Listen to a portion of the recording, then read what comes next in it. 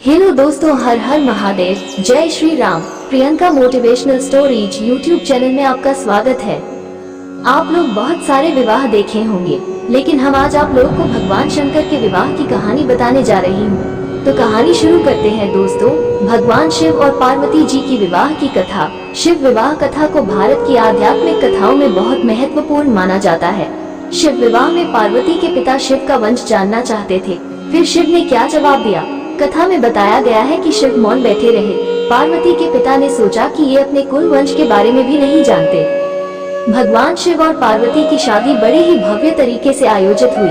पार्वती की तरफ से कई सारे उच्च कुलों के राजा, महाराजा और शाही रिश्तेदार इस शादी में शामिल हुए, लेकिन शिव की ओर से कोई रिश्तेदार नहीं था, क्योंकि वे किसी भी परिवार से ताल्लुक नहीं रखते। हेलो दोस्तों, तो आइए जानते हैं आगे क्या हुआ।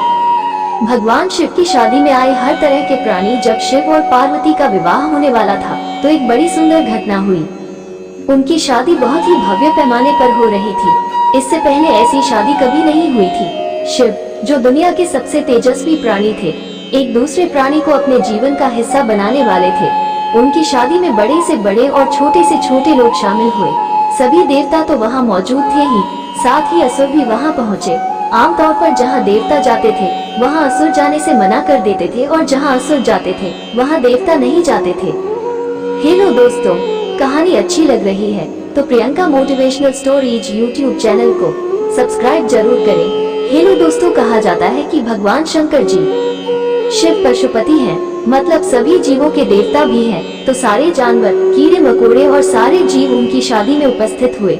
यहाँ तक कि भूत, पिशाच और विक्षिप्त लोग भी उनके विवाह में मेहमान बनकर पहुँचे। उनकी आपस में बिल्कुल नहीं बनती थी, मगर ये तो शिव का विवाह था, इसलिए उन्होंने अपने सारे झगड़े बुलाकर एक बार एक साथ आने का मन बनाया। शिव पशुपति हैं, मतलब सभी जीवों के देवता भी हैं। तो सारे जानवर, कीड़े मकोड़े और सारे जीव उनकी शादी में उपस्थित हुए। यहाँ तक कि भूत, पिशाच और विक्षिप्त लोग भी उनके विवाह में मेहमान बनकर पहुँचे। यह एक शाही शादी थी, एक राजकुमारी की शादी हो रही थी, इसलिए विवाह समारोह से पहले एक अहम समारोह होना था। भगवान शिव और देवी पार्वती की वंशावली के बखान की रस्म। वर वधू दोनों की वंशावली घोषित की जानी थी। एक राजा के लिए उसकी वंशावली सबसे अहम चीज होती है, जो उसके जीवन का गौरव होता है। तो पार्वती की वंशावली का बखान खूब धूमधाम से किया गया। ये कुछ देर तक चलता रहा। आखिरकार जब उन्होंने अपने वंश के गौरव का बखान खत्म किया, तो वे उस ओर मुड़े जिधर वर शिव बैठे हुए थे। सभी अतिथि इंतजार करने लगे कि वर की ओर से कोई उठकर शिव के वंश के गौरव के बारे में बोलेगा, मगर किसी ने एक शब्द भी नहीं कहा। वधू का परिवार ताज्जुब करने लगा। क्या उसके खानदान में कोई ऐसा नहीं है जो खड़े होकर उसके वंश की महानता के बारे में बता सके? मगर वाकई कोई नहीं था। वर के माता पिता, रिश्तेदार या परिवार से कोई वहाँ नहीं आया था, क्योंकि उसके परिवार में कोई था ही नहीं। वो सिर्फ अपने साथियों, गणों के साथ आया था, जो विकृत जीवों की तरह दिखते थे।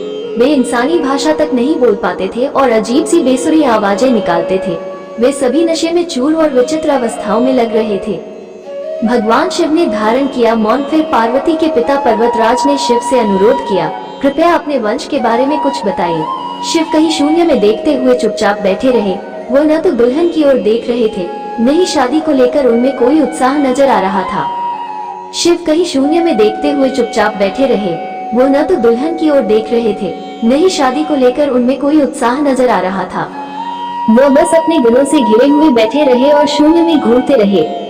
वधू पक्ष के लोग बार बार उनसे ये सवाल पूछते रहे, क्योंकि कोई भी अपनी बेटी की शादी ऐसे आदमी से नहीं करना चाहेगा जिसके वंश का अता पता न हो।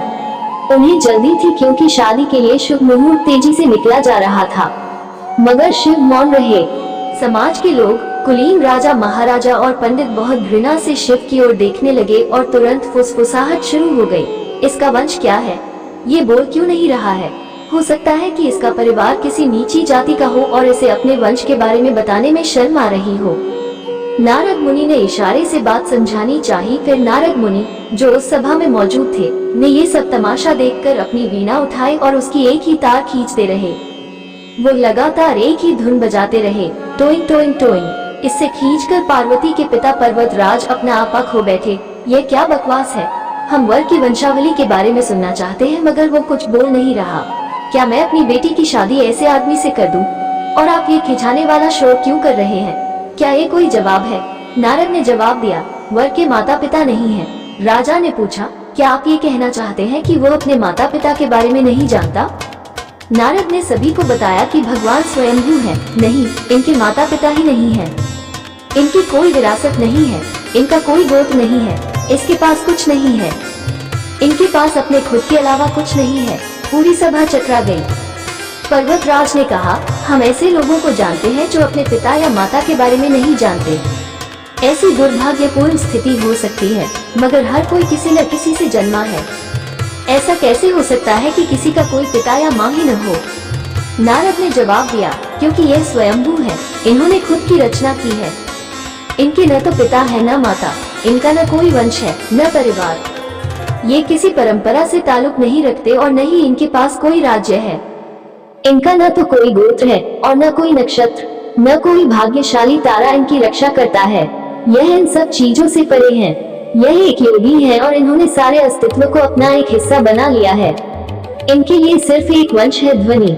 आदि शून्य प्रकृति में जब अस्तित्व में आई तो अस्तित्व में आने वाली पहली चीज थी ध्वनि।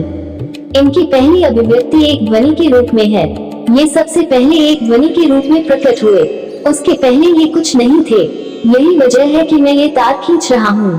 पसंद नापसंद बंधन के आधार है। हम आध्यात्मिक प्रक्रिया को हर समय कैसे जारी रख सकते हैं, इस बारे में सद्गुरु एक प्रश्न का जवाब देते हैं और बताते हैं कि हमारी पसंद और नापसंद किस तरह हमें बांधती है। अपनी मनचाही चीजों को कैसे पाए? क्या आप मन की शक्ति का अपनी मनचाही चीज को साकार करने के लिए उपयोग कर सकते हैं? क्या आकर्षण का नियम असली है? एक भक्त की इच्छा कैसे श्रद्धा के जरिए साकार होती है?